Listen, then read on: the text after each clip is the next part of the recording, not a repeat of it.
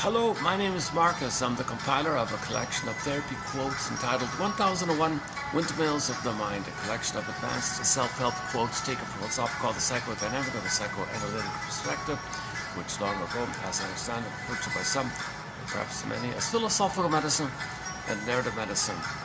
In this collection, we're adding quotes from the analytic tradition or perspective, which simply means we recognize or admit that the unconscious exists, and that in the unconscious there's some kind of a psychic construct, mental construct, personal construct, schemata, imprints lead to blueprints, maps, internal working model, internal theater, Twilight Zone, open the stop, next stop, Twilight Zone, Behind the Mirror, a song by the band Mystery. They have a song called Behind the Mirror. So this kind of other world, which Mr. Freud called primary process mentation. It's imaginal, Alice in Wonderland, there's no language in there, it's images. And this is basically the neural wiring. Human connections lead to neural connections.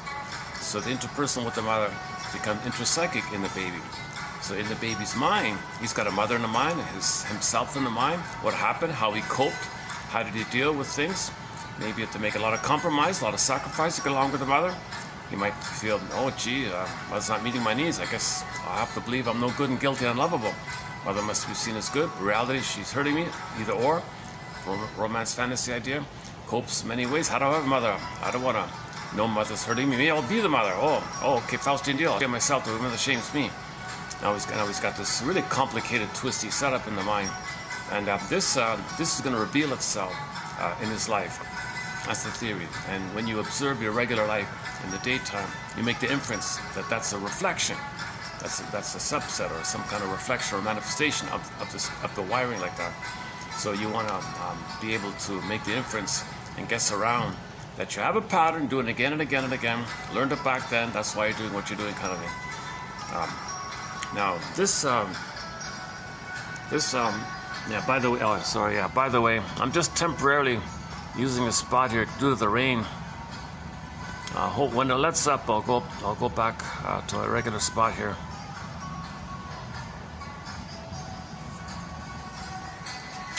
A little awkward doing it here with the staff just all around like that.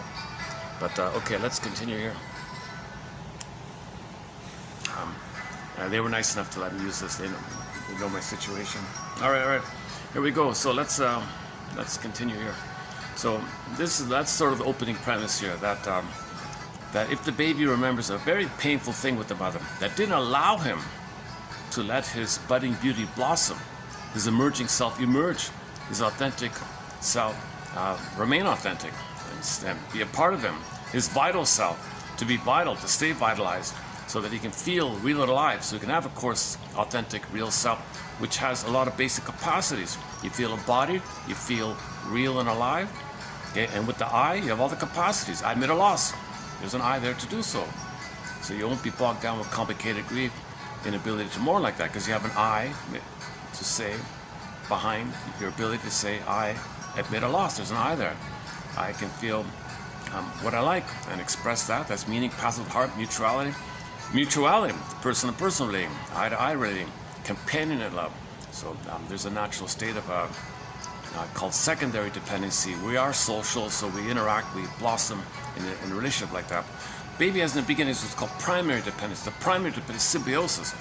If there's trauma there and he's stuck in the mind with unmet symbiosis, unmet merging, unmet fusion, he doesn't know who he is.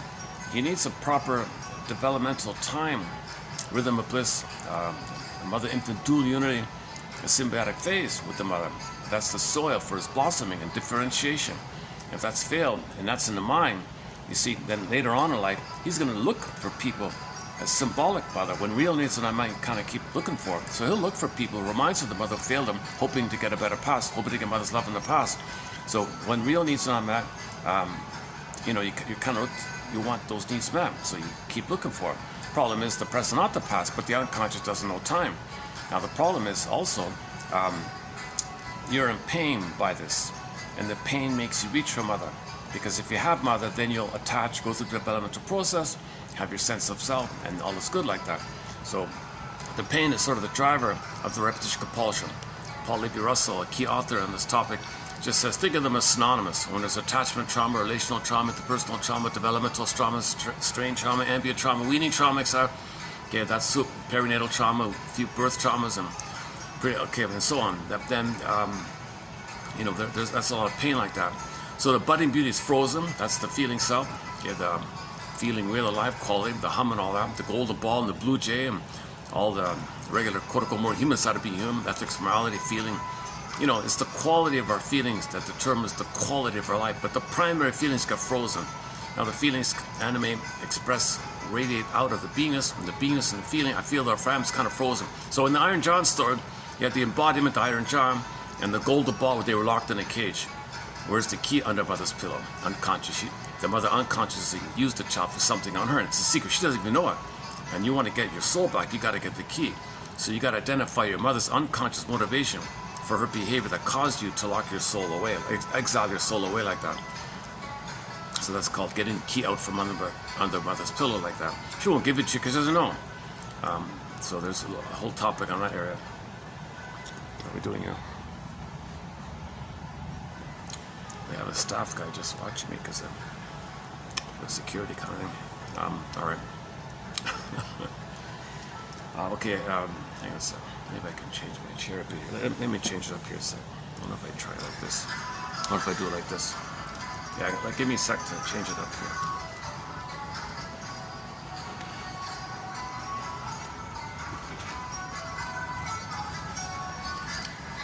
Same thing. Oh, hang on a second.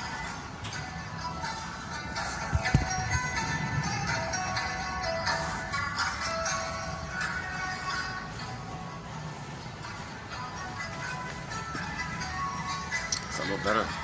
Okay, let's try it like that. Same thing. Jesus, hold on a second.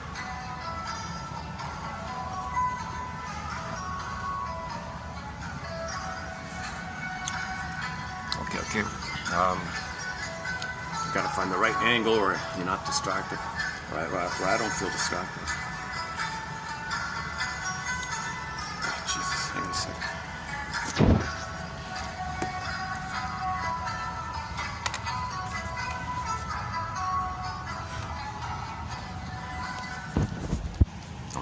Okay, that's close. Good enough. All right, let's keep going here. Let's just leave it like this then. So yeah, so it's basic common sense. Baby's in pain, reaching for mother. Mother, where are you? I'm in pain here. Not remembering that mother hurt him. He's a love fugitive from the love that he seeks. He's searching for the one that hurt him, but doesn't know mother hurt him because he has no hippocampus, no linear storage of time, no understanding of time. No understanding of past, present, future. No story, no narrative. He's only in the now. Reach for mother. You know, that's the survival brain. Okay, just like any creature that's just cares about survival, okay, that's what they do, right? So that's the limbic, old, ancient part of the brain called the amygdala, the spine, the tip of the spine, the old limbic system. The baby has that fully there, of course. It's the survival part of the brain. So it's in the moment. There's no sense of time. There's no cognition of time. No cognition is just survive. So baby's in pain and wants to survive. What does he do? Reach for mother. Without her mother, he'd perish. Mother, I'd perish without you. Where are you, mother? So he's reaching for mother, but remember, mother is not around, emotionally speaking, or she's not attuned or listening to the child. So you got this complicated sacrificing thing that takes place called a traumatic attachment, an insecure attachment, a dismissive attachment, ambivalent, reactive, avoidant, disassociative, so on down the line. And so he has some kind of painful thing going on with the mother. He's got to twist himself into a knot and make compromises and not feel, believe mother's good, and either or thinking, and stay in a timeless place of dysfunction, waiting and waiting for mother to change her ways and give you the love and be free like that and resume development. So in the mind, in the theater of the mind, you got this twisty thing going on, neural circuits of the experience. This is called internal object relations theory. You can call it unconscious fantasies, memories, self-states, or whatever people call it. Doesn't, you know, I don't use the subpersonality. That's too confusing, that phrase. Complexes, or people are experimenting all over the place, trying to figure out what words can we use to describe something that we can't see. Well, myths and fairy tales have been the ongoing traditional attempt. All these stories of myths and fairy tales are kind of personifications of elements within. Myths and fairy tales are true on the inside, not on the outside. Myths and fairy tales can reflect the inner, as above, so below, so to speak. So myths and fairy tales are not real. It's all symbolic. Symbols are not real, but we see them, and they point to something invisible, which we don't see. That is real. That is real. So that's why we hate them. Oh.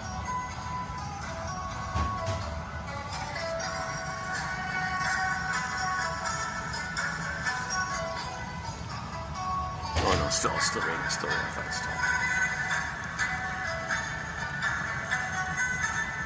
Okay, sorry, I'm a little distracted. I'm really a little distracted here at the moment. I had it all set up. Could you believe it? I had it all set up upstairs. Everything set up, squared up everything, got all set up, got out the music and got out the quotes. Just about to hit the play button. Oh, you gotta be kidding me. You gotta be kidding me. Just So I've been scrambling around the hotel, the rest of the hotel. Is there any other spot I can use? The lobby's packed. I don't want to talk on the second floor. So I never ever come to this third floor because this is where they have their business meetings and conferences and things. It's kind of off limits, but the guy said, all right, we'll just keep it quiet, just until the rain. Just until the rain? Yeah, when the rain, I promise, when the rain stops, I'll be out of here. Okay.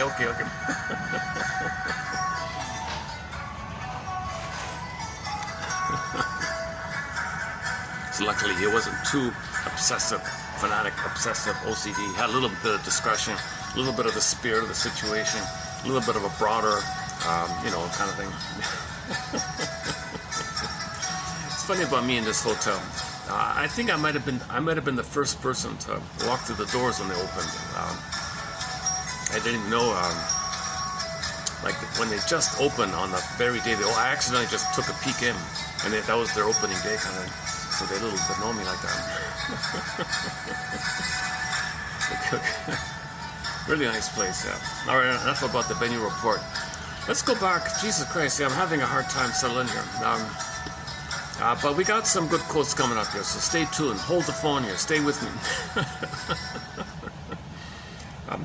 Ever since YouTube did all these changes recently, like I don't know if somebody likes the short. The regular video, yes, I'll see if there's a like button. I'll see it.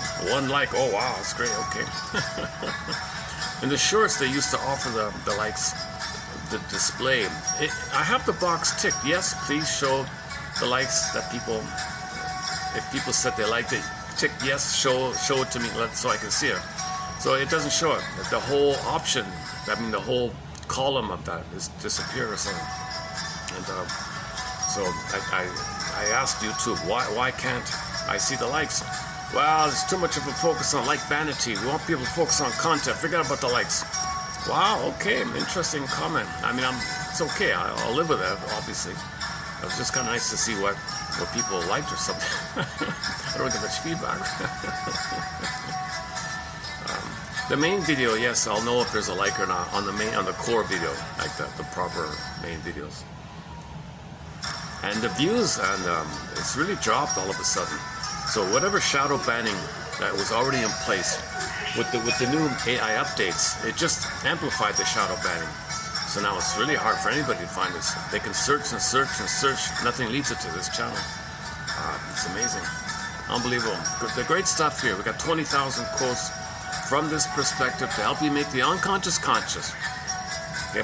The healing process is to make the sensate into syntax, apprehension to comprehension. Okay, this data in your body to make it express, impression, expression. You want to have a linking of the yin and the yang, the moon and the sun, the night and the day. Okay?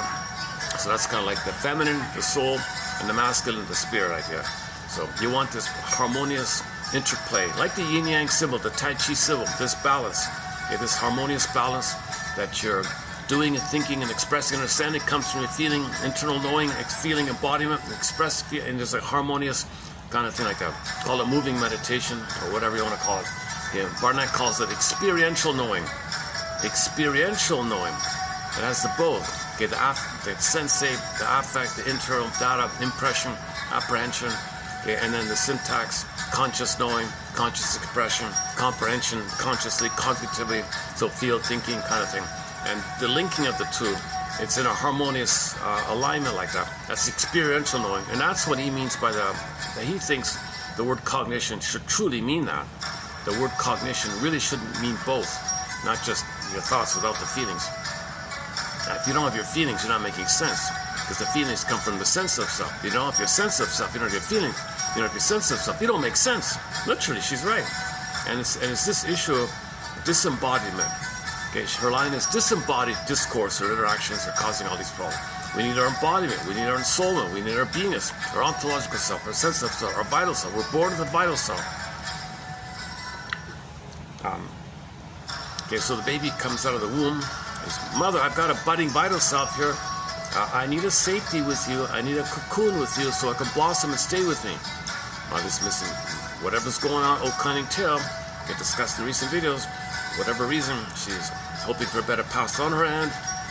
You know, so she replays her past to the present, hope for a better past on her end. She never got out of the primary, so she's recreating the failure that happened to her by identifying with the aggressor and doing to her child what had been done to her, thinking she'll get a better past. Or she thinks an Italianic feeling. She'll do to the child what happened to her, thinking she'll master the child by being the active aggressor. Italian, that's the Faustian deal. I'll be the active one. Maybe that'll undo having been the passive victim of my mother. If she becomes the active version of her mother, does to the child what happened to her. Or she simply turns to baby, you mother me. Or baby, you play a role for me. You be a Lou Ferrigno and fight with the world, because I'm angry at my mother, so I'm in that kind of mode where the world's my mother. You fight with the world, you fight with my mother, and cry for love on my behalf. Be a proxy me crying for love. So anger's a cry for love. Baby, when I cry for a mother, ignore me. You be a Lou Ferrigno, a He-Man for me, and you cry for love, and your anger and rebellious, be a rebel with my cause, and tell my mother, your grandmother, the world, that I want her love. Mother, are you telling me you think the world's your mother, and she ignored you? And you were angry at her and she ignored you, and you want me to pick up the role in your theater of the mind that you're superimposing onto me, and you want me to play the role of you, okay, crying in a stronger manner by being a He-Man, by being a Lou Ferrigno, and maybe your mother will respond and understand the signal that anger is a cry for love, and she'll understand more clearly that with my anger she should love me, love you, and I'm playing you, so your mother will love you if I'm you, and you think if I'm you, your mother responds to my anger, she'll give love to you. Are you kidding, mother? So you think you're going to superimpose the whole world, the whole planet as your mother, and you want me to fight with my grandmother from your perspective, and you want me to tell my grandmother, again from your perspective, to love you. That's right, baby. So that's what we mean. There's no conscious logic in the unconscious. Open the door, Twilight Zone. It's a different logic. Alice in Wonderland. There's no logic. The dream world. Okay. Next stop, Twilight Zone. It's a different flip-flopping. Okay. Condensation. Poof. This can turn to that. That can morph to that. That's upside down. Okay. You got all these magic mirror, hollow mirrors, you see a quote coming up in today's batch. We have a highlight. Let me jump to the conclusion here. Like the highlight point I want to make in this video from this self-help author I'm going to talk about is the baby has the symbiosis, and he has to navigate out of the symbiosis for individuation. So you got these two issues where if he feels safe in the connection, okay, he'll gradually know himself. Okay. Now if he's expelled, too much stress, he can't do it. If he's smothered in, he can't do it. If he doesn't get the oneness, he can't do it. Okay, I'm thinking somebody thinks that's the true meaning of the Odyssey, the scene with Scylla and Charybdis. This navigation of the whirlpool one, and either it's the sea monster or it's the rocks one, the crashing. So this is the navigation that the whirlpool, okay, it's the symbiosis. You can't stay in the symbiosis. You can't develop in the tar pit of a negative fusion. He's swirling up like that, his soul being swallowed. The one version is that. Another version is in the womb. If he stays in the womb, he'll die in the womb. But psychologically, his soul will quote unquote die if he's in a symbiotic whirlpool with the mother. So two versions: the womb, physical in the womb, or the psychological shortly afterwards. Now, if he's prematurely ejected, like he's not ready to be autonomous, okay, he's forced out, or he's expected prematurely to get out, or he whatever it is, then that's the rock. That's he's being attacked. The monster is attacking him. So it's funny because the sea monster might be the center of the body, the cord, the neck, and the three veins, the three long necks of the sea monster. Okay. Now, in some versions, it is the three-headed sea monster that attacks. In some versions, six-headed sea monster. That could just be like a. Again, there's no logic, but maybe it's like maybe two eyes. Okay, why would it be six, right? Usually, I can relate to the idea of it being a three-headed monster, and then he projects that onto the mother because it's prenatal trauma. So the experience in the womb, fighting with the sea monster, placenta, cord, three veins, okay, distress syndrome. Now, if he stays in the womb, it's a whirlpool, or he's fighting with the sea monster. Now, if he's coming out, physically he can't stay in, but if he comes out, that's the rock's idea. Okay, so the sea monster might be in the womb, and the rock's idea may be crashing when he's coming out of the canal. Or the developmental place, where he doesn't get the proper symbiotic stage, as again the whirlpool. Okay, if he stays in there, the mother uses the child, stay in the whirlpool. I want oneness, I want primary, you be a mother for me, you create symbiosis for me. He's swirled in, so he can't develop. He'll be a narcissist, he's a bully, a passive-aggressive bully. He'll be obsessive and clinging. All the various dysfunctions of personality patterns will be in this issue. Okay. And then now, whenever he tries to break out of that, he's overwhelmed with anxiety. So that could be his own anxiety attacking him, his own memories attacking him. He stays in, he swells up. He tries to self-activate, abandonment, depression, all that fear and all the anxiety. The sea monster is going to attack him. So that's the idea of development. The child's got to navigate. Odysseus has a symbol that there has to be a proper navigation. A very fine, delicate, attuned, fine, delicate kind of line where the mother is attuned with the baby's need for the fusion, the symbiosis, mother-self-object union, dual unity. Okay, it's a paradisical thing. It's a mystical, Gardavina Shabala Shangri-La Nirvana. It's a Nirvana kind of thing. But you can't stay in Nirvana. You can't stay in the Gardavina forever. You'd be swallowed up, right? So you can't stay in there. He's got to get out. But he can't get out without having it at the proper time. So timing's key, and it can't be too sudden or too abrupt. And like if the father's not around to teach him, that's why the father's around. All right, now let me show you and teach the world outside the mother. Let me teach you things outside of the world of the mother. So fathers are very important in childhood development. If the father's not around and he's swirled in, you see, that's the issue of the Oedipus complex, the love triangle. The parents and the kid, 3, triangle, love triangle. Parents, mother, father, 3, triangle. So there's a thing that's the myth for this is the Oedipus story. So if the parents can't be parents and the mother is stressed, or the father's stressed, the mother's stressed, he'll be in the swirling. So that's the swirling one. So actually in the Odyssey, he is swirled up, right? He physically survives, but this is, yeah, it's funny because in the actual story, he does lean on the whirlpool one, so he didn't get out. Odysseus didn't get out, right? So that's facing not getting the proper symbiotic if you're in the swirl. Now physically he's alive, so the story goes on like that. Oh. How are we doing here? All right. Oh, good, okay. Oh, it's just a drizzle. Let's wait for the drizzle anyway. Because it's outdoor and I can't get water on the phone like that. Let me just wait a bit. Is it really dry? Is it really finished? No, okay, I see umbrellas still.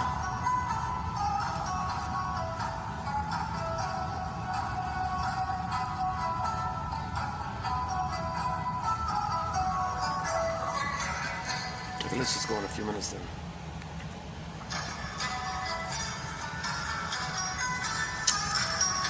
Where are we here? Hang on. Okay, this will be updated about the Scylla and the Charybdis story. Oh yeah, but you see, if there's a problem in this issue of too much anxiety, either staying in or trying to get out, you can't differentiate because you didn't get the oneness. The anxiety of needing oneness, but you can't have the oneness. And the anxiety of trying to be on your own, but you never have support to be on your own, but you want to regress, and you can't develop. This whole navigation, this whole tense issue, okay, when there's a lot of anxiety, okay, today's point, when there's a lot of anxiety, the way a child or psyche, the way the ego, the mind, helps the person, protects the person from all that massive anxiety is either or. Okay. So so now you got in the mind the thing called either or. If that's unresolved by age 4, and he's cursed, jinxed with either or thinking, adversarial thinking, jungleism thinking, my greedy, your greedy thinking, all or nothing thinking, black or white thinking. Okay, when a person's jinxed or cursed, where the trauma leads to either or, trauma leads to psychic splitting. Okay, and psychic splitting precludes your development. It precludes mourning. It precludes your sense of self. It blocks it. And you go through life, you're going to repeat the situation where if you're in a relationship, anxiety comes up. I'm okay, you're not okay. He's good, I'm good, he's no good. You're going to do this either or thing. Okay, so the attitude in later life in a relationship, for example, I'm good, he's no good. Okay. That's because you started a relationship, you had the honeymoon phase, you're in the bubble, you're back in the bubble, you're in a symbiotic bubble. Okay, you're in that beautiful time, honeymoon phase, right? Then reality kicks in. You can't finish that. You got to get out. Stress. How do you deal with stress? That clicks. Okay, the triggers. What's the circuits? The circuits is, okay, whenever there's stress, there's already a reference point to do either or. Good breath, bad breath. So now you think in those kind of terms. Okay, I'm okay, you're not okay. Eric Burns' famous line, I'm okay, you're not okay. And she said, I'm okay, you're not okay. Now that's how they're dealing with the stress of the relationship, because no person in the present can be your mother in the past.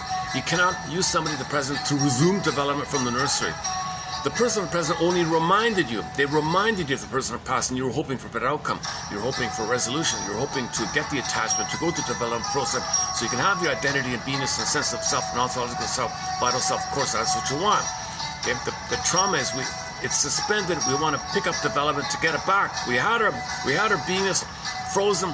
Repeat, hope for a better outcome, hope for the attachment, hope for mother's love so we can have it. And this is the mess that we call repetition compulsion. We're trying to get a better past. It makes us dysfunctional.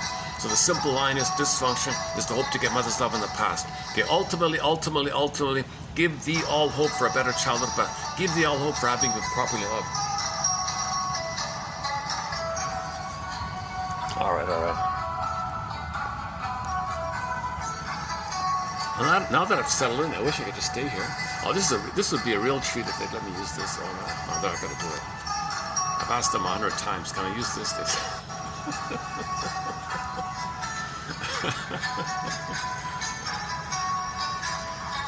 Oh man, if I could use this. Like if there's no meeting or if there's no business meeting or something. Oh man, this would be perfect. This would be totally perfect for me.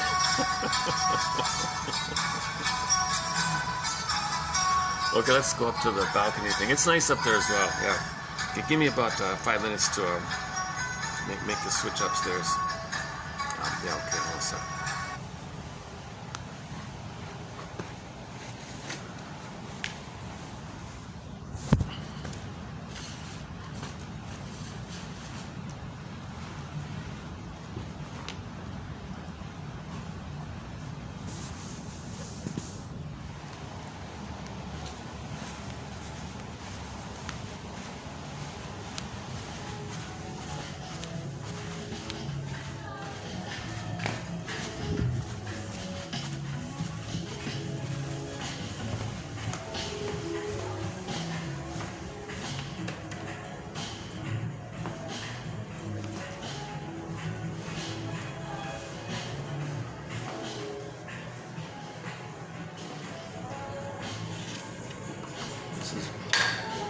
Made out of wood? What is this?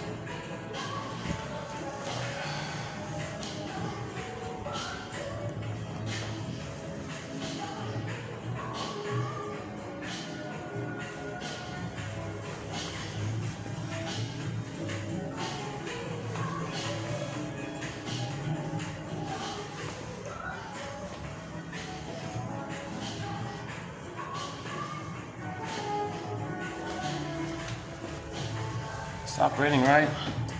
All right. Good. Okay.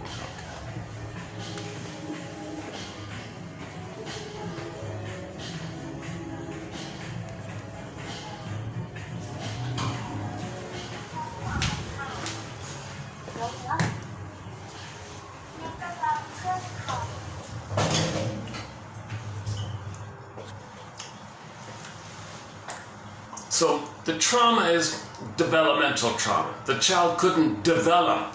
Development is based on the symbiotic needs not being met. And from that, you begin at 4 to 5 months on average, you begin to start to move out of the orbit of the mother, where you're practicing to be different. I, not I. I'm a self, mother's a self. You're practicing phase, the practicing sub-phase. Okay. And this goes on up until 18 months. A major transition takes place at 18 months where the solipsistic bubble dissolves. Reality kicks in.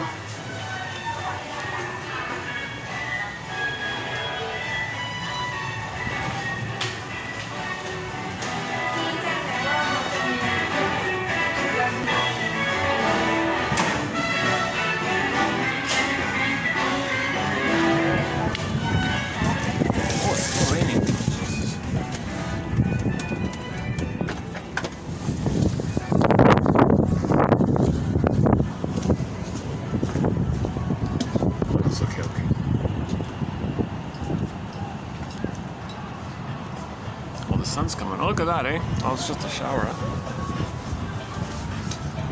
Oh, I gotta ask them for the music. Oh, there you go, son.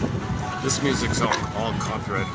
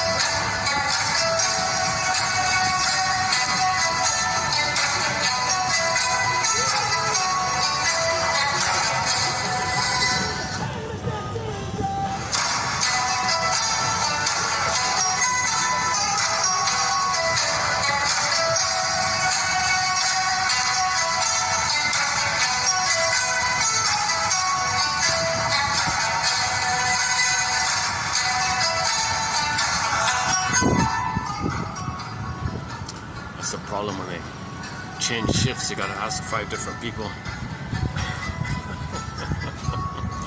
Okay. Let's let me do this then. Let me jump to the quote then. So I'm going to read a self-help. I'm going to read from a self-help book from a social worker. It's very rare to find sort of an insightful self-help book. On occasion, I'll peek at the self-help books. Most of it's trite and fluff and magical thinking, annoying sort of. Okay, I gotta do this here. Make sure I get the still dripping here. But on occasion, we'll find a good self-help book, and this one was pretty good. He's a social worker, works for some kind of a non-profit kind of community social service agency or something, and so it's okay. He just compiled his research from the self-help world, and he's well read, and he just shared along some reflections like that. So it's one of the better self-help books. There's no special answer or anything like that, but I just want to pass along. So let's read his. But what caught my attention was he mentioned repetition compulsion. If the self-help author can at least say the words repetition compulsion, I'll take a peek. That's sort of a fundamental theory here, that the system seeks to get out of the pain. So we repeat, hoping for mother, to find mother, finally find mother, no time, look for mother. And repetition compulsion, fail, doesn't work. So you look for symbols, money, material, promiscuity, food, drinking, material, substance, you look for symbols in some way, shape, or form. Enter the advertising world, buy this product. It's symbolic of your mother. You chase for it, fantasy. And why it works, briefly, is because in dopamine mode, you feel anticipation that you'll get mother. But what it's really doing is triggering when you had mother. Then you feel better from the nostalgia. So you trigger when you had mother. It's still raining here. Oh, it's still raining here. Well, you don't see it out the window, but it's actually still raining. My phone is totally exposed on the top. I can't get water on it. Oh, geez, even this one here. Give it a second. Yeah, okay. Yesterday, how was yesterday's video? Yesterday's video wasn't bad. Yesterday's video was okay. Only 4 views. But the average watch time is like 0.01 of a second. Just computers or something, just monitoring or something. So it's kind of a pity. It's good stuff, If you don't want to, my delivery is anxious, so I get that. But it's for the quotes, In every video, you'll get the quotes. You'll get 10 quotes on average, and many of them are hard to find. Like this self-help book here, a little bit hard to find. Never heard of it before. I just found one straggling, roughed up copy of it. So it's kind of like a mini self-help book where he just compiles some typical self-help slogans or ideas, including repetition compulsion. But what prompted me with him is that line of his where in relationships, okay, you're gonna try to redo your development. Okay, you're looking for somebody who reminds you of the mother who failed you, hoping to get real mother in the past. Doesn't work. So what happens is after the honeymoon symbiotic bubble phase, all the anxiety is gonna come back. Click, click. It's gonna happen. Then there's I'm good, you're no good. You see. So in the mind, if psychic splitting is still there, okay, you're gonna have conflicts in your relationships because. Whenever you're in jungle mode mentality, either or thinking adversarial, thinking jungle, thinking okay, me good, you no good. It's funny about that phrase. He said, when people say me good, you no good, okay, that's like you can't even say I. Yeah, like you can't even say I. Like he said children do that. He said children say, he said his son or something said, me want to go to the zoo or something, 2-year-old or something. So the child didn't really say I want to go to the zoo. I want to go to the zoo. I want to go to the zoo. He just said me want to go to the zoo. so he kind of didn't have that sense of I. I don't know if he was just borrowing the language like that, but he claims that you want that sense of I, that felt sense of I want to go to the zoo, I like going to the zoo, I love going to the zoo, let's go to the zoo. When you say like me, it's kind of blurred up, like it's not clearly defined as you, right? Like me, myself, and I. Maybe it's a developmental thing, me, myself, and I, right? That phrase, right? Me, myself, and I. You know, I want to go to the zoo or something. Okay, let's read. Okay. Let's read that one. Since we're on the topic, let me read that part about it. Man, oh man, eh? This video seemed so promising when I set up. I was in a good mood, everything set up, and then all these little things happening. The circus. When I was down there, checking me out. The whole security detail. The manager came in. Jesus. There's a lot of high security with these places. Like there must be. I get it. Sometimes it wears out. Okay, let's read this book here. So, so this is just miscellaneous. Just some miscellaneous thoughts here. So I'm going to focus more on the relationship area here. Okay, let's start with the repetition compulsion part. Yeah, okay, let's start from here. The first goal of therapy is to produce enough awareness for a conscious understanding of your problem. Okay, so let's start with repetition compulsion. Okay, the notion of repetition compulsion. Continuous, although pathological attempt to get it right. You're trying to get it right this time. What are you talking about? There's no time machine. You're not going to get it right back then. He's talking about you want to get it right back in the nursery. Like, because the unconscious has no time. So from the unconscious time, all time is that time. I want to get it right this time. From the unconscious point of view, the present, not the past. Remember, it's a puppet master, right? The unconscious. A redundant loop, he calls it. So he calls Sisyphus, Tantalus, Cleaglos, minus repetition, Santana, okay, treadmill, hamster wheel. He calls it a redundant loop. It's a new one. A redundant loop. The habitual use of the same template for each new situation produces repetitive patterns. Okay, so you're going by the template. You're seeing everything through the template. It's what you're familiar. It's your deep conditioning. It's your deep learning. But the pain of it that underlies it compels the repetition of it, hoping to get a proper template of okay, you're okay, mutuality, differentiation, sense of self. You want to get out of the psychic structure. You want to get to mutuality called secondary dependency, called Freudian. Get pleasure in each other's happiness, pleasure in each other's growth. You're both growing like that. In relationships with couples, these marriages become like fine wine. They both get better and better over time. But with the primary stuff, okay, over time, it's sour milk. The habitual use of the same template for each new situation produces repetitive patterns. We become so fed up with our limitations. Okay, finally, maybe one day you get fed up, right? We throw caution to the wind and try something completely new. Only after we suffer and have nothing more to lose, do we take a blind leap of faith into the future. Miraculously, we'll land on our feet. Okay, this is the famous idea. When you're so fed up and just do something new, oh, it was okay. That's not a major point. Okay, since everything is learning, a learning opportunity, then say it. Don't say it's a mistake. So if you think you made a mistake, okay, click, reframe, freeze frame. Play the band, J. Giles band. Freeze frame, dun dun dun dun. Think of that melody. Dun dun dun dun dun dun dun dun dun. Freeze. Okay, reframe. Dun dun dun dun dun dun dun dun dun. Reframe. It's a learning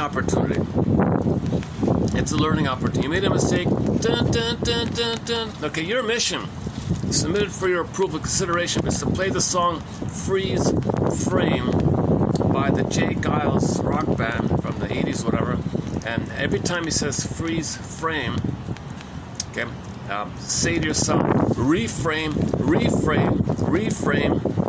Like, put a positive spin. Okay, see it in the positive side of it all. See it as an opportunity side of it all. See it as reframe the situation in the positive, opportunistic play. So the reframe is there's a learning opportunity here. Okay, you think you made a mistake. Ouch. Okay, well, that's a judgment mistake. You're gonna the tendency to punish yourself or think you're no good. You might trigger those kind of false beliefs from long ago. So you want to condition yourself to say, what's the lesson here? Something to learn here. Opportunity for learning here. Okay. Okay, I'm being a little silly here myself.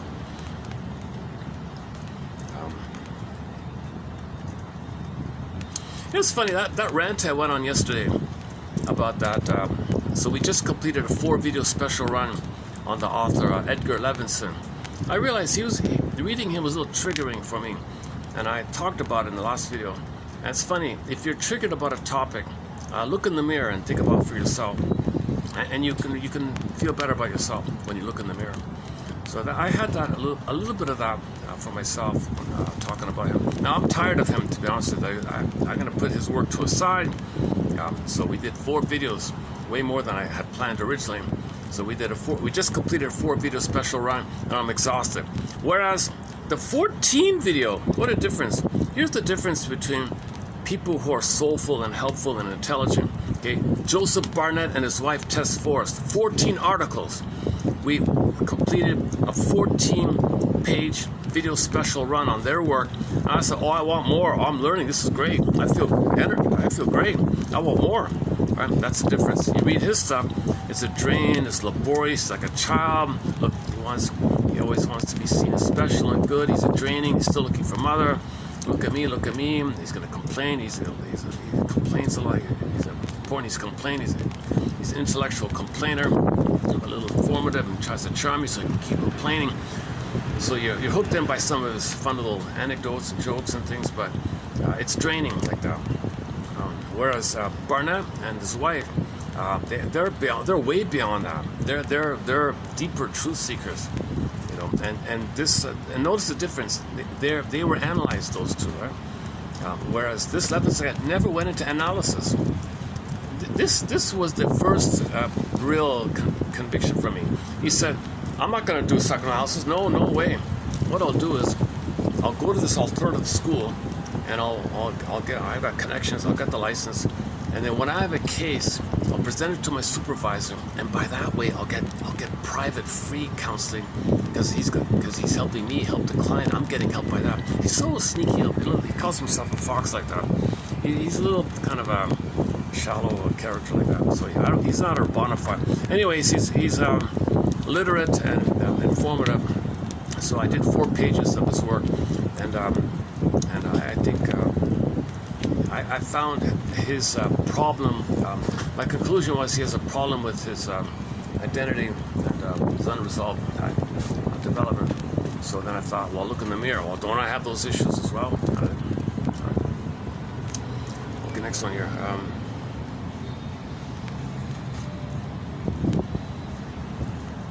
Okay, next here. The symbiotic state is seductive because the total immersion makes each feel as one person.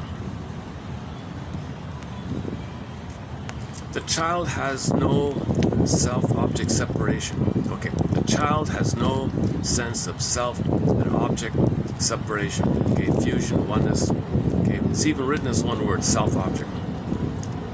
So the child doesn't know where it begins and ends, where the mother begins and ends, and therefore no real self-consciousness. Just some kind of semi-conscious dream state. Okay, the mother regresses in service to her child, creating a fusion often exclusive of others. So the mother allows herself a mild regression to allow herself to be used as a symbiotic object for the child, a self-object for the child. One second. I don't do well with all the smoke. There's a bunch of smokers. I'm in the smoking section. Let's do this. Thanks. Okay, hold on.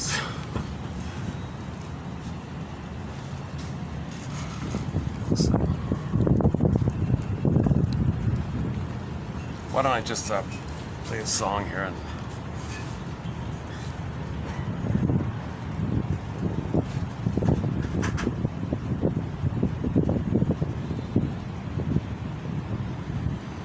they're leaving. Oh, good, they're leaving. And the wind was just right at me. Yeah, I don't like seconds.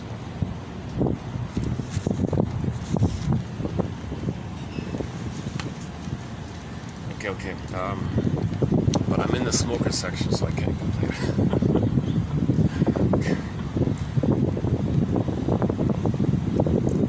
I'm still surprised when I was in Germany and before 2022, I think. Yeah, 2022, I was in Germany a few months.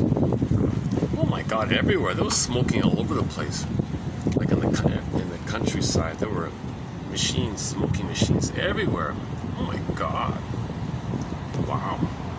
There's still a very. I didn't realize there's so much pain over there. It's a tranquilizer. Cigarettes are tranquilizers. They numb your pain. They function to trigger your mother, but you're in pain, so you numb it. So you're doing a double thing. You're trying to trigger the comfort of your mother, the remembrance of your mother. The cigarette can trigger the remembrance of your mother, but you are in pain. So you get some happy chemicals for the search for mother, but you're in pain, and the chemicals numb, tranquilize your pain. So this is something like that. There's more to it, but so I won't get into the thumb sucking and the nipple and those kind of things. Okay, this material is for people over 45. Okay, for people in midlife. This is for people in midlife, usually. Okay, symbiosis can be nirvana-like. That's the honeymoon phase. Okay, play the music video "Love How You Love Me" by the singer Melanie Thornton. In the music video, like the music video for the song. That was her first hit song as a soloist, by the way. Anyways, you see the couples wandering around the plaza. They see each other. Oh, just one look, they drop their bags, hold hands, and float up in the air. So the video is all these couples floating up in the air. Of course, it's going to crash, but that's the honeymoon feeling of the symbiosis, floating feeling, happy, blissful, floating people, because the baby's floating, blissful kind of thing. And when that's broken, you feel like falling. So yesterday, he had feelings of, he had fear of all this vertigo. When something was separated, he felt vertigo. I always have these vertigo issues, like the falling. The separation from the oneness. You feel like you fell out of the blissful oneness. So when you fall out of the nirvana, like okay, Shambhala, Shangri-La, Nirvana, Paradise, Garden, Paradise. When the egg is broken, you fall. You feel like you're falling vertical. So that's one theory about that area. In its experience of a mystical quality of oneness, a mystical quality of oneness. So this unio mystica, participation mystique, is considered to be a mystical thing. The blissful oneness with the universe.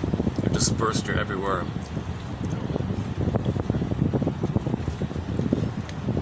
For more on this point, the best, my opinion, Mel Faber is excellent on this topic. Mel D. Faber, passed away in 2012 or something. So his trilogy has won a Golden Windmills of the Mind Award. New Age thinking, religion infantilizing process, and the psychological roots of religious belief. It's a lot about the symbiosis, especially the New Age thinking. See, that's a very hard book to find. It took me forever to get a copy of that book. There's no digital. See, that's what I'm talking about. There's no digital copy of New Age Thinking by Mel D. Faber. An excellent book, a gem of a book. It's his final book before he passed away. Man, oh man. And we got a lot of good quotes from it. And like Janoff, his last book was called Beyond Belief, about the cults and all that. Similar, hard book to find, a lot of good quotes from it. That's what I'm talking about with the 1001 Windmills of the Mind. And a lot of excellent quotes which have not been digitized. And the books are getting harder and harder to find. And some of them are totally gone. I can't get I once had a copy of Mott's, a guy named Haas, what's his name, Frederick Haas, about the psychology of religious book, unavailable now. totally on the middle. Ironically, AI had a reference to it. But there's no other reference to it. Okay. Let's go back to this one here. So the mother allows herself into service of the child, creating a fusion, and it's exclusivity. The baby's in an exclusive one-to-one, blissful oneness, mystical, blissful oneness, oceanic feeling, oceanic bliss, oceanic ecstasy. One guy exaggerating thing refers to it as. So, drop the phone, umbrella. Oh, finally, all right, I'll stop.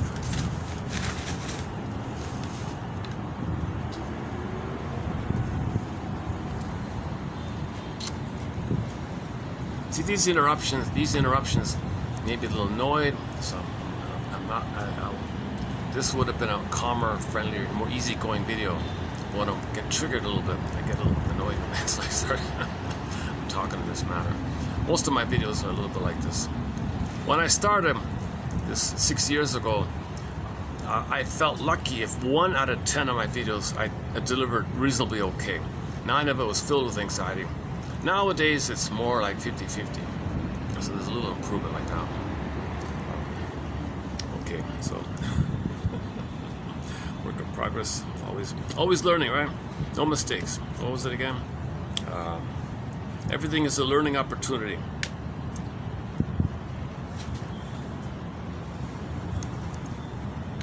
So the learning opportunity might have been when it started to rain. Just wait it out. Maybe I should have just gone somewhere else. I could have gone with a little chair massage. You put $1 in the thing to get a chair massage. maybe that would have worked.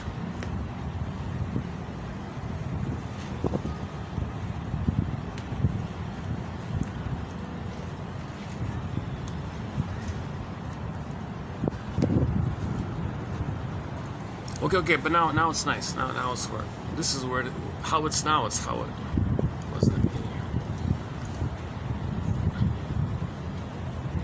For a healthy transition from symbiosis to independence, infants must learn to balance the polarity of connection and separation, so the loss of attachment does not overwhelm them with anxiety. To embark on the path of independence, each infant must leave the mystical union with his mother behind. Okay, move on here. Since marriage is similar to the initial fusion of the parent-child relationship, we experience the earlier parent-child ambivalence of autonomy and attachment. Okay, you want your identity, and you need the connection. Ambivalence. Okay. So Barnett's has a core thing about this, the two dependency needs and your identity development. If that's crashed, the affect will signal it. Affect is communication that your needs are not met. Now, if the affect implodes in due to mother's hypocrisy, you develop the obsessive, depressed, and paranoid personalities. If the affect is kind of exploding up, so to quote unquote, okay, it's crude and impulsive, popcorny. You don't understand them. You can't put words to it. Hysteric, acting out, impulsive. So you got the 3 personalities based on the affect popping up. Okay, affect, feeling, emotion, sensation, signaling. My needs are not met. Again, the 2 core needs, like you said here, attachment and identity development or autonomy. Okay, attachment, relationship. Okay, mother. Okay, connection, and freedom, autonomy, selfhood. But so the 2 are happening at the same time. Now, if that's crashed, just because symptomatically you'll develop a personality based on the popping up of the affect, okay, and others develop personalities based on the popping in of the affect, it's the same needs, the same unmet needs. The reason it looks so different, the reason people are confused, is because the hysteric, for example, okay, tries to address this need for identity and connection by overtly showing their narcissism, by saying, look at me. Okay. So it's a still thing. When others look at them, that's the hope that the others will be the one that's needed back in the nursery so they can resume development. The obsessive one covertly hides their narcissism and takes refuge in minutia, OCDism, okay, the good little boy routine, and then somebody might say, good boy, and that's the connection. So the approval of others to get the connection to resume identity. It's kind of covert because the affect imploded in. The over display one, hysteric like that, okay, they openly show their identity display, and please look at me. They're both doing the same thing. It's just one is quote-unquote extroverted, one is introverted, a little bit like that. I use those phrases. Okay, so on the popping up, you got the hysteric, impulsive, and acting out, and with the affect imploded in, his term, you got the obsessive, depressive, and paranoid. And the paranoid and the obsessive have a lot of overlap. A lot of obsessives are easily paranoidish. Interesting point about it. Now, but the difference is, of course, that the obsessive does obsessive thinking, which is defense against true thinking. So they don't see the big picture. They don't know the main obvious. They don't know the main idea of the story, the spirit of something. They don't want to see the forest, only the trees. Just give me the trees, please. Let me be perfect with the minutia, with the trees, the details. Don't tell me the main idea. I don't want to know the big picture. I don't want to know the broad situation. I cannot see the forest. Because to see the forest, that means your thinking is broader. That'll include your feelings. He doesn't want the feelings. So don't think. So you don't want to get afraid of feelings. He has an immense fear of feelings. That's why the obsessive is drawn and will often marry an hysteric. Because the hysteric shows it's crude, it pops up, doesn't make it's kind of childlike or impulsive. But at least from the obsessive point of view, it's some tension release to see someone express feelings, and he can feel vicariously that someone else is expressing feeling. He can distract him of the pressing down of his feeling. Someone else expresses feeling. His attention is out like that, watching his partner express feeling. He feels a little better like that. So he'll be drawn to the vivaciousness, or the bubbliness of the colorful DPD woman or something. Impulsive acting out, dramatic woman, soap opera woman like that. He'll covertly like it because expressing emotions. He feels a little tension release, right? And she, if it's a stereotype, man, impulsive, female, okay, then she will be drawn to him, thinking he's a rock, stable, yeah, good, stable. But what she doesn't realize is the stability she's looking for is to hold her feelings, to understand her feelings, to know her feeling. He doesn't offer that. He rejects feeling. But it's just a fantasy that she needs some kind of stability to hold her feelings, to understand her feeling. But he rejects feeling. But so there's the initial appeal.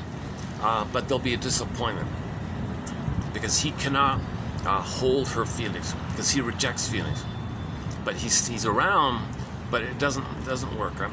And then he's not going to liberate his feelings by someone else being a proxy of feelings, because he's got to think properly to get his own feelings. So it doesn't work either.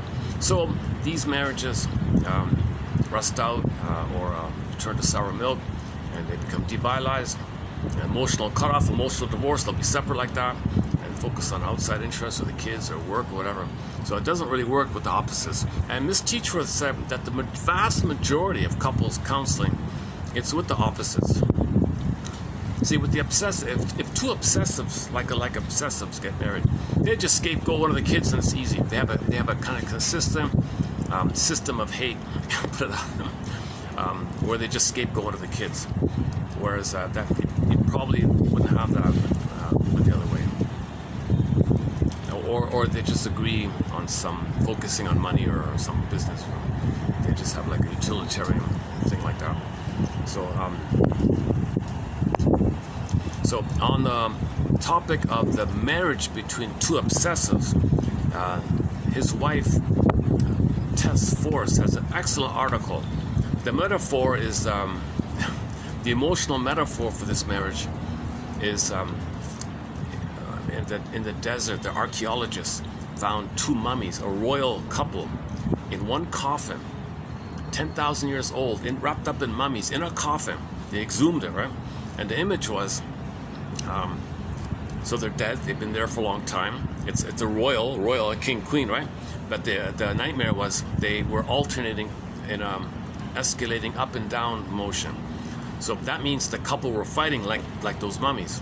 And they're fused, one box. So she would punish him by withdrawing. Ha! She takes the one-up position. he was put down. He would punish her in some other way. He got one up and she fell down. And they would go back and forth where they were trying to repetition compulsion, look for the love to get rejected, look for the love to get rejected, look for the love to get this. That's why the mummies were going up and down like that, and this kind of oscillating back and forth motion in the nightmare. That was just an image to describe the emotionality of the situation.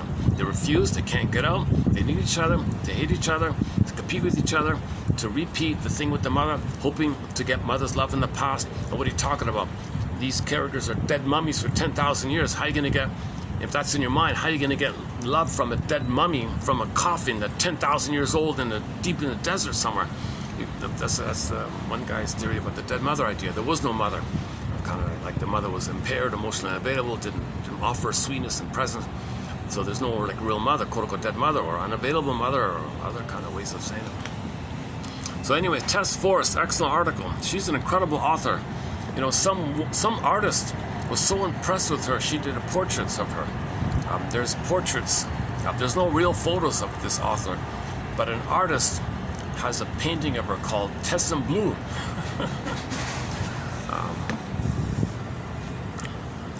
So we have at least some image. There's no image of the husband, Joseph Barnett. Now, Joseph Barnett has an article on the marriage between the obsessive and the hysteric. That's an excellent article. Man, oh man. Okay. And the key thing about the obsessive is, once again, they're not really logical, but they're perfect in their minutia. Now, if you ask them for the main idea, they'll get a rage. And if you listen carefully, they don't make sense. So they get angry like that. They might have a Jekyll or Hyde moment. They might burst out like that. So they can't do it because asking them to think coherently is going to lead to a feeling. They can't do it. Just give me minutia. That's why I like the guy below. He didn't give me the usual. The rule is. He was kind of like a little hum and haw. It's raining. Oh, did you say it's raining? Normally you're up at the restaurant. It's raining now. You just be here for a short time. So he was kind of like a broader minded, big picture sort of situation. Monday afternoon, there's no conferences. So he's more managerial material. Obsessives are not managerial material unless they're managers of some minutia thing. Like they might be a good manager in some technical minutia thing. But when it deals with people and broader things, forget it, they can't do it. They're too pedantic, they're too OCD. Yeah, so I would nominate that guy for a potential management promotion.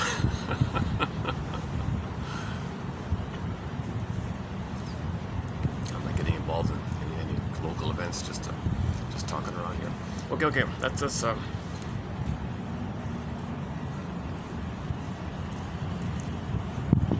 Okay, so we talked about that when a couple gets married, it's going to recreate the original fusion. Right? You'll only marry someone who reminds you of the mother who failed you, then you'll get the fusion. So you're trying to get a better outcome for the past. So you got to find someone to play the part.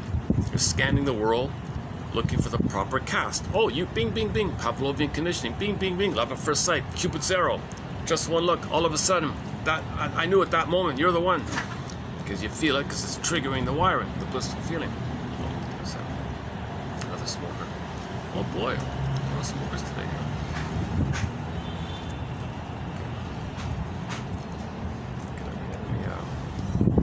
I want to avoid, let me avoid this smoking thing here. Let me play this song here. So,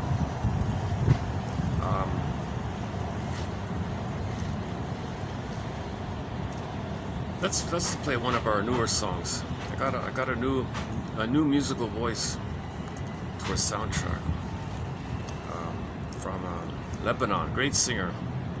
This is sort of a, if I can find it, this is sort of a love song. Actually, I don't even know what the lyrics are. Let's see if I can find it. So, yesterday I found a new singer by the name of, oh boy, Cat, K-A-T, and then rib. Like, think about a cat and a rib, put it together. Cat, rib, that's her last name. First name Sawell or Salwa or something like that. She's a beloved singer over there. Back in the day. If I can find it here. So, is that it? Oh, I think that's it.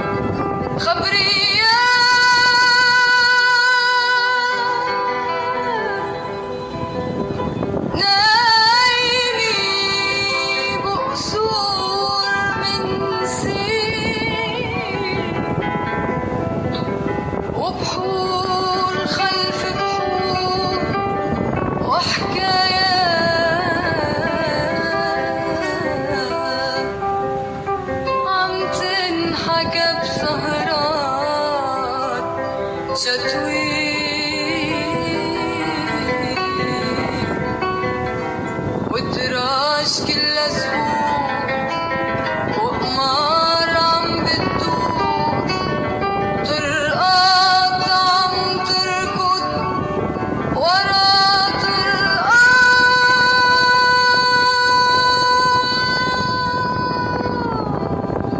شو في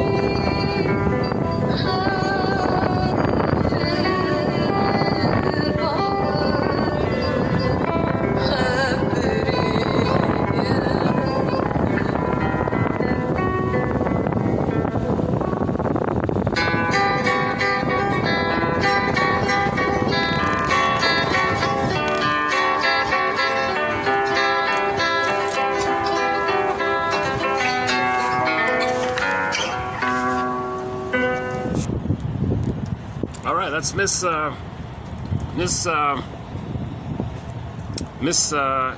Cat Rib. Not sure how you pronounce it. Great song, eh? I think so. We played 2 of her songs yesterday. Check it out, yeah. Trying to get we get songs. We have songs from all around the world. Trying to get more songs from the Arabic language. We only have a couple. Most of the songs are classic rock and folk, and you know, from Brazil, and yesterday from Argentina, another one from Argentina. A lot of indigenous singers, Willie Dunn, and you know, Kelly Fraser, Eastern Owl, Sylvia Bernard, the Cashin Band, Robbie Romero, Jenny Luzon, Elise Happy, Beatrice Deer.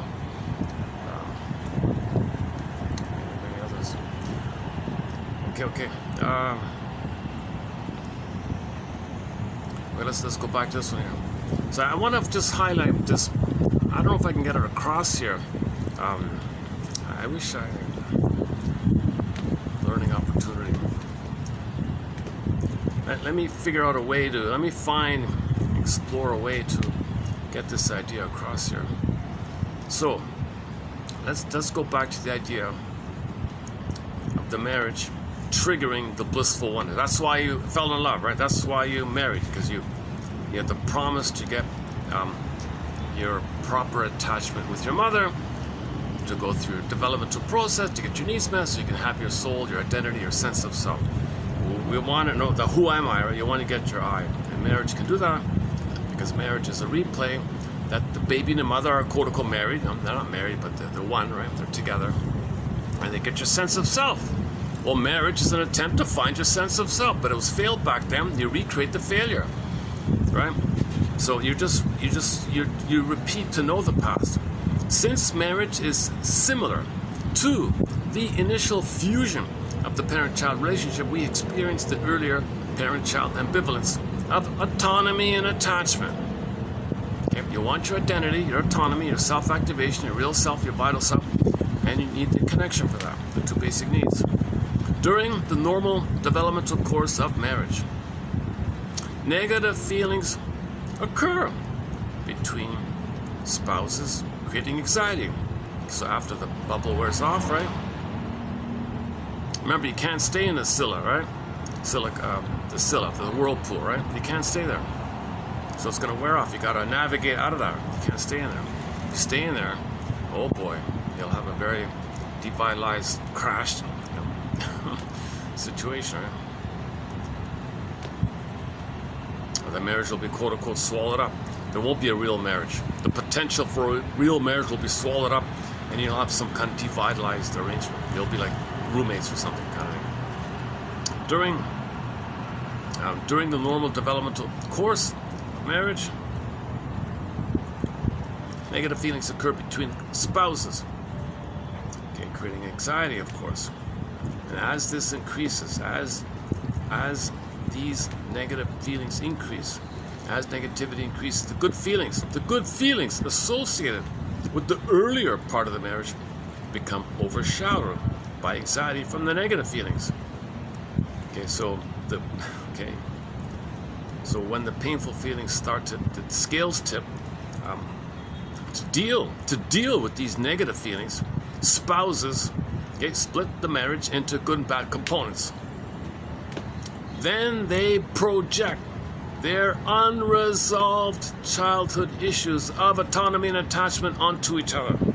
You see, now it's going to be triggered. Their unresolved primary needs called attachment and identity development, here called autonomy, unmet needs for that, it's going to be put onto each other. Okay. So those needs are not met. In the mind, you have either or because of that. So we deal with a lot of things. Babies deal with immense anxiety with either or. Good breast, bad breast. Baby's nursing, good breast. Mother's on the phone, click, monster. No breast. Baby's rage fills in. Baby's rage creates a monster, bad breast. Either or. So that's the template. So when you're stressed, this template flares up and you project it. You project out. So one's good, one's bad kind of thing. Now suddenly, one spouse becomes good and the other bad.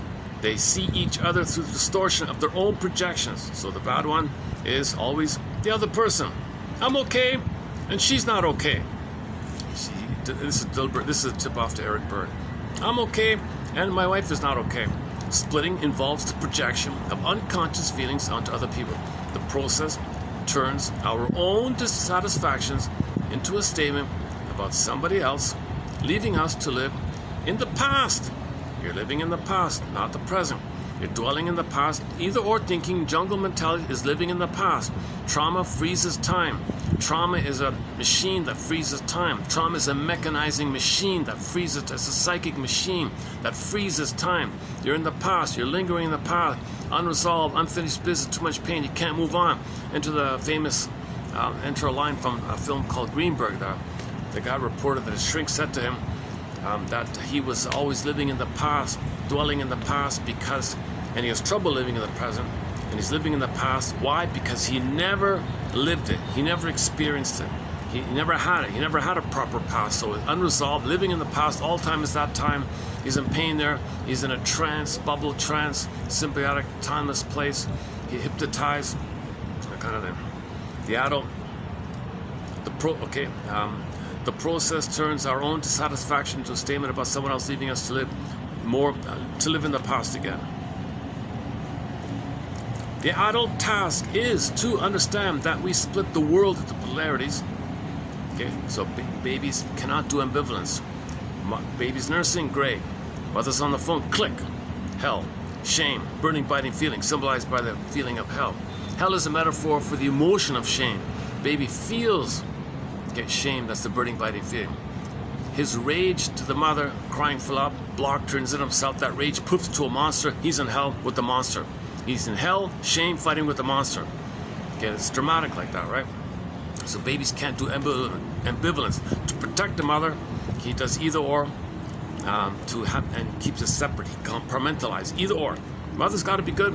This thing that's happening here, that's something different, something else. So that's his own anger at the mother, but it's more reality-based. So baby can't do ambivalence. Baby cannot understand how it is that the mother would love him and a minute later would betray him and abandon him, not want him. What the hell? I can't believe this. I can't understand this. The baby can't understand the mother having these two sides. The baby expects, needs total bliss, total unconditional blissful union. He needs the Garden of Eden, Shabbat, he needs the utopia with the mother. He needs the blissful oneness, the unio mystica, participation in this mystical, blissful thing. He needs that. Think about people who don't get that. Right? They try to evoke it back or something. Like they try to get back there and see if it magically they can pick up development. You know, people do illegal. You know, people might trick their brains to stimulate that because you didn't progress out of it, and it was a time, but you were traumatized. And when you're traumatized, you're frozen. You're frozen. You can't move on. So maybe you think you go back, you can develop. You can't go back. Eating a cookie to take you back doesn't make you move on.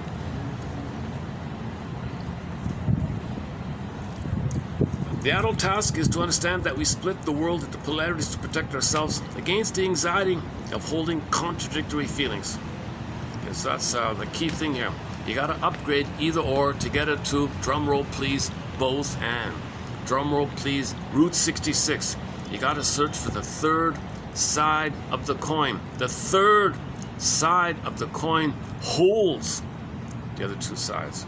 It's a circle. It's continuous, like understanding itself, like it says in the show, Route 66. One of the best lines in television, I think, is right there, Route 66, about the coin, the third side of the coin.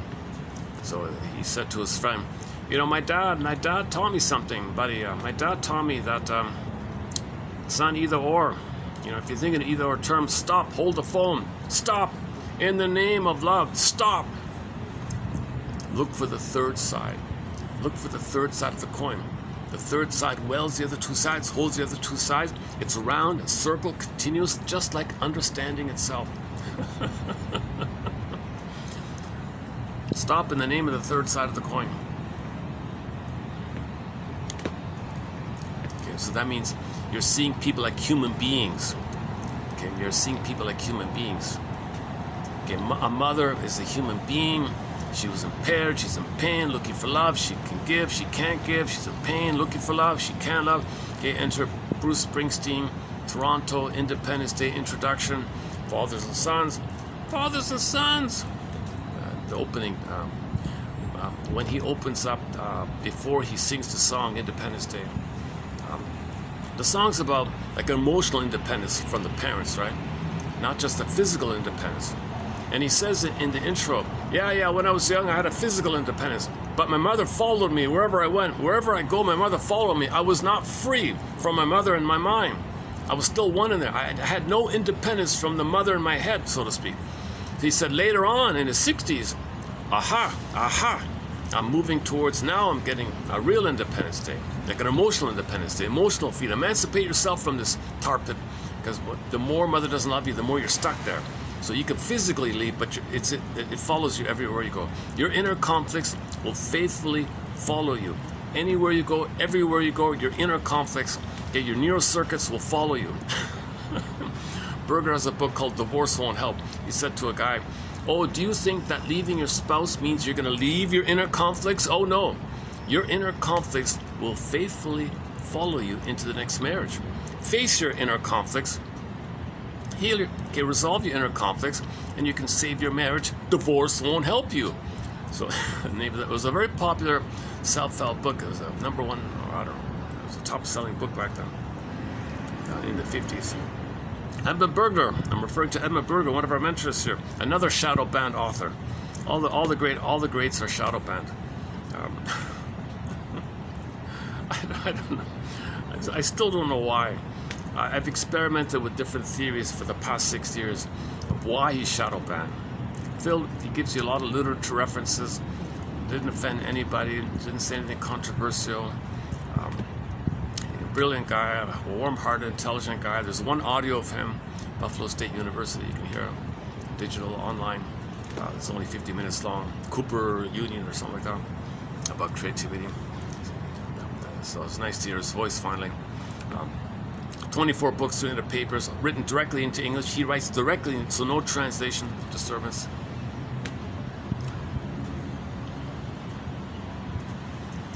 Somebody posted a YouTube clip talking about this. Why is he shadow banned? Why is it that when a doctor who wants to become a shrink goes to the shrink school, the Analytic Institute, and they're not allowed? Apparently they either they don't know or they're not allowed to even mention his name. So shrinks don't even hear of him. But he was a household name back then. He was a rock star back then. He was the #1 shrink authority when all the shrinks came over. He was the guy that kind of, I don't know, it seems like. There were others, of course, Karen Horney and all the other ones, but I first thought, so he's famous for the writer's block idea. The money book is very good, Money and Emotional Conflict. Your conflict with the mother will be transferred onto money. And your relationship with money is a clue, a reflection of your conflict with the money. So greed and avarice, so you're fighting with mother. Okay, the guy, we discussed that already. Like the bargain hunter guy, for example, was fighting with the vendors. Give me a discount, come on, mother, give me a discount. And didn't care about the effects of the person because he was in the past demanding mother, okay, the vendor, give me the stuff, give me I deserve special, give me discount. And the poor vendor was suffering like that. And the vendor said, I'm gonna sell this at a loss just to get rid of him. You know, because I won, I got mother's love, I win, victory. So he's living in the past. You see, he didn't get mother's love. He transfers mother onto the world and demands, and he's entitled to get as much as he can, extract as much as he can. His anger, so he thinks he's got it. So he's a master haggler. It's not just a regular, normal bargaining about finding some. You know, he was aggressive like that,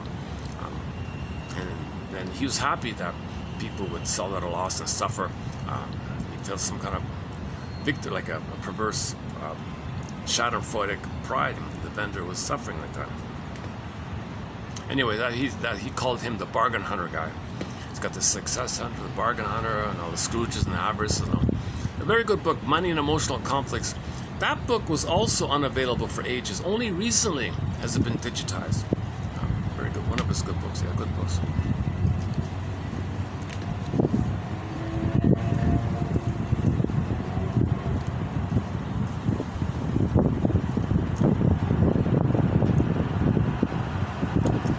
Splitting involves the projection of the unconscious feelings onto other people. The process turns our own dissatisfactions into a statement about someone else, leaving us to live in the past. Living in the past. The adult task is to understand that we split the world into polarities to protect ourselves against the anxiety of holding contradictory feelings. It's too anxious-provoking for the baby. Mother's loving me, now she's rejecting me. Which is it? What is it here? I can't know mother's hurting me. Click, no. I can't know, deny, bury, compartmentalize, split up, exaggerate the positive, hallucinate a romance fantasy. She's amazing. Make it up. Make up what you need. So mother's a goddess now, and your rage fills in. Poof's a monster of the id attacking you. You need the goddess. Turn to the goddess to protect you from your own anger. And you got this issue here. So later on, when you recreate the bliss, this is going to trigger this wiring. And then you're fighting with it. Oh, you're so bad. You're a betrayer. You lied to me. You're scamming me. You cheated me. And you're saying all these awful things. I'm so innocent and good. And, oh, Jesus, what happened here? Oh, something beeped on me. 20%. You got to be kidding. Oh my goodness. Okay, I didn't bring the backup battery. I've only got like 10 minutes. Can you believe it? I only have 10 minutes left with the battery. The next time this beeps, I've only got like a couple of minutes. Jesus. Normally I at least get 2 hours, eh? Now I'm only getting an hour and 45 minutes maybe. I'm gonna hurry it up here. Oh, it's too bad, eh? I haven't even I'm only partway through. Okay, let's hurry it up here. Maybe I can redo this part tomorrow.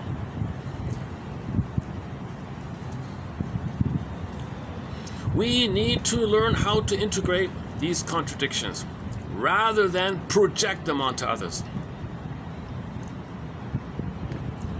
Okay, next part here. Since we cannot get away from ourselves, we will always attract what we disown. So there's a magnetic appeal to find yourself. So you find somebody who represents something about yourself that you don't know. This is an attempt, like a shadow work to reclaim. So you'll be drawn to something.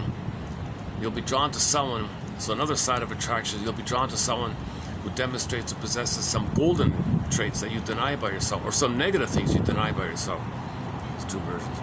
Attraction to others is based on the early childhood styles and parental patterns internalized as imagos. Because of our imagos, we choose partners with patterns identical to our parents or the opposite.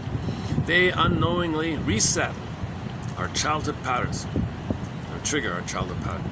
Through the attraction of like or opposite imagos, we attempt to see the opposite is the same, it's just you react, but it leads to the same. It's really the same thing. Like if you aggressively try to do the opposite, it's just it's like a ball, it just turns around. Although the attraction of like and opposite, through the attraction of like and opposite imago, we attempt to here we go. Through the attraction, we attempt to resolve unfinished circumstances. Self-fulfilling connection. Self-fulfilling prophecies occur when we make selections based on our expectations. Connections between the surface and hidden levels allow us to understand our unconscious patterns, the connections between the conscious, what you see on the conscious, and the below that's creating it. Now you're finding your patterns in. Right up. It's right up here. We are challenged. We are challenged to see both sides of every issue. We need to look beneath the surface for hidden contexts that expand the depth of our ordinary actions. Although individual actions have their own existence, they are part of an underlying organization of interactions. Since every level of interaction is part of a greater whole, we must understand the part to a whole relationship to appreciate the law of polarity's comprehensive nature. Without the whole, we cannot understand. Without the whole, we cannot define the part. Without the part, we can't understand the whole. All right, next one. To capture the essence of the underlying unity within a changeable world, Heraclides formulated his now famous paradox of a river that can never be entered twice. Since river water is always moving, you may enter the same river at the same location, but you will be standing in a different water. Quote, Heraclides says, quote, all things are in process and nothing stays still. And comparing all things to flowing waters, we cannot step twice in the same river. In other words, the river is still a river, although the water is constantly flowing downstream. The analogy Heraclides makes between life and change emphasizes that although things may appear familiar, nothing ever stays the same. We deal with the changing world all the time, yet there's an underlying organization to the change. Even though life events may appear to be disconnected, they hang together in a consistent way. Okay, what he means is here, let's backtrack. Okay, the concept of opposing tensions in the Chinese culture preceded Heraclides by more than 2,500 years. The ancient symbol of yin and yang represents the polarities of male and female energy. The Chinese oracle, I Ching, like I and then I've seen it spelled as Y-I and then Ching, or just like I, the letter I, Ching, I Ching. He's got it here as I, the letter I, and then Ching as two words. Okay, the Chinese oracle, I Ching, relied on the interaction of yin energy and yang energy for guidance. So yin is the feminine, and the yang is the masculine. Moon and sun idea. The interplay of these opposing energies provides the basis for the Chinese practice of acupuncture. Using the science of acupuncture, the placement and manipulation of small puncture wounds made by needles, physicians, or TCM practitioners, I guess, attempt to balance the body's energy systems by releasing these energies. Okay, for example, many people's lives are out of balance because the space between the poles is always overlooked for the sake of the poles themselves. A good illustration of this point is the current trend of urban professionals who leave well-paying jobs and move to remote areas to simplify their lives, only to return after a few short years suffering from small-town burnout. Did you know that? I thought they would find some kind of balance there. So apparently there's a trend where they give up the city, move to the countryside, and get bored and stress out. Their logic lacks the awareness of a balance between the poles of urban complexity and rural simplicity. We have a neurotic tendency to switch from one polar extreme to the other, thinking the opposite of what we are doing. Thinking the opposite of what we are doing is needed. Oh, thinking the opposite of what we're doing is needed. So you think, let me do the opposite. That's what, no, you got to find the golden mean, the middle ground, middle way, middle ground. The way, the Tao, the middle ground. But the opposite is just more of the same from a different direction. It's like being stuck between two extremes of eating. Okay, here's an example of this is the eater. It's like being stuck between the extremes of eating uncontrollably and then crash dieting while wondering why the weight will not stay off. Without balance, the results are the same, no matter which pole we take to solve the problem. Balance, the relative state of equilibrium between opposing forces, can only come from a keen understanding of the role polarities play in achieving it. Okay, I don't have it, but in the book he lists all the science people about the opposite, like all the examples of like the atoms and the electrons and all those things. Examining the effects of family variables. Next one. Examining the effects of family variables on individual functioning. A guy named Bateson was not. A guy named Bateson, who wasn't a shrink, he wasn't a counselor. He was some kind of social. He called himself a social scientist, searching for the common link among all things. Yet he became revered in the field of counseling, and he didn't pursue it. He didn't want to be a therapist. He had a more of a social perspective. I.e., the translation of ideas from one field of study to another underscores how different levels of life are governed by the same underlying structure.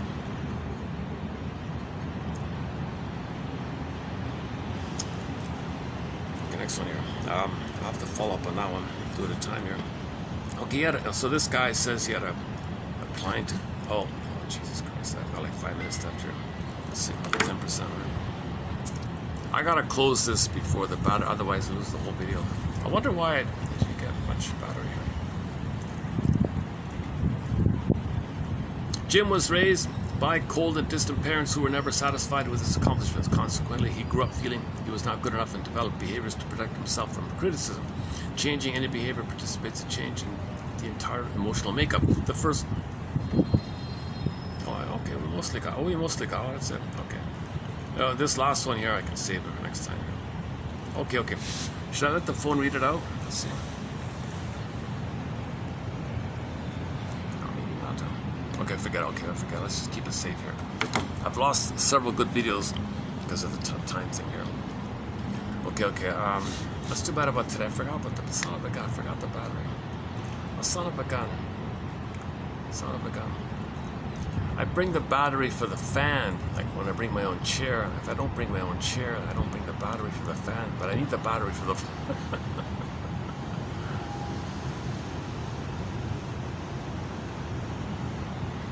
Yeah, I've only literally got 2 or 3 minutes here.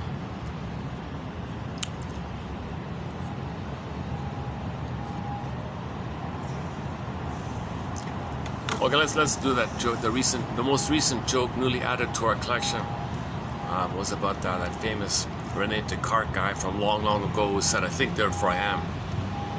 Somebody poked fun at him. Number one, because I feel therefore I am and I have feelings. It's about feelings. It's the quality of our feelings that determines the quality of our life. We live to the extent that we feel. It's about the feelings. So if you want to say am, you got to talk about feelings. Now, proper thinking can lead to feeling, which links to your identity. But just to simply ignore feelings, I think therefore I am. Well, if you mean like comprehensive thinking, that leads to the feeling in your identity. Okay, we can say it like that. But most people, he kind of, I don't know. But anyways, the joke was, he neglected the feeling. So the joke was, oh, you think therefore you are, really? Okay. So the joke was, he went to the restaurant to order some tea.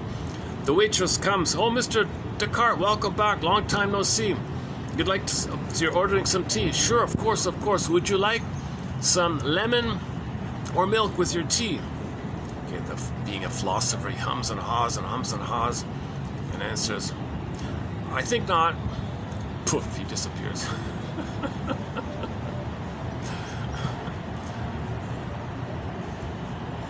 So it's an existential issue, right? I am. Well, I think not. He means I don't want either lemon or milk. Just a plate like that.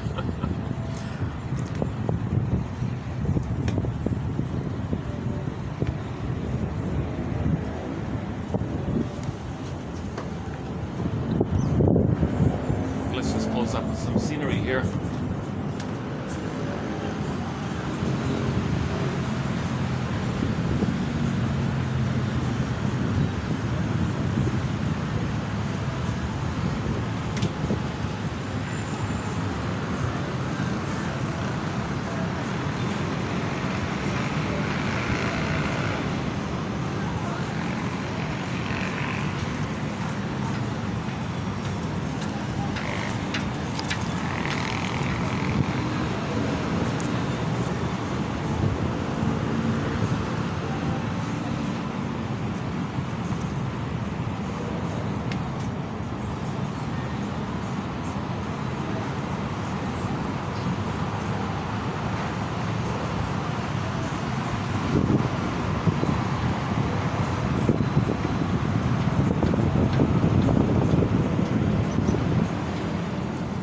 might not post shorts for this video due to this choppy nature.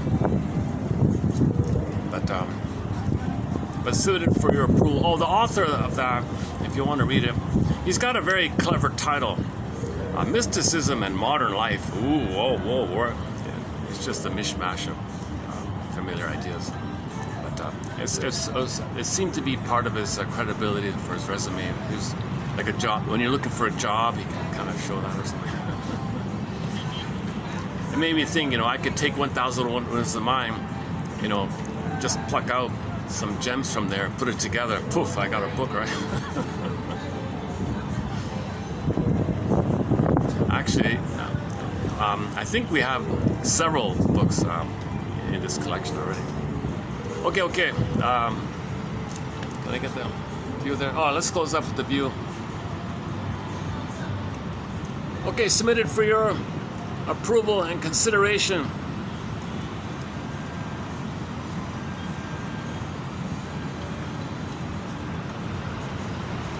I mentioned a song at the beginning of this video, right? There was a song I mentioned highlighting a point, but I forgot what it was. If you go to the beginning part of this video, I gave the mission. You'll find it there.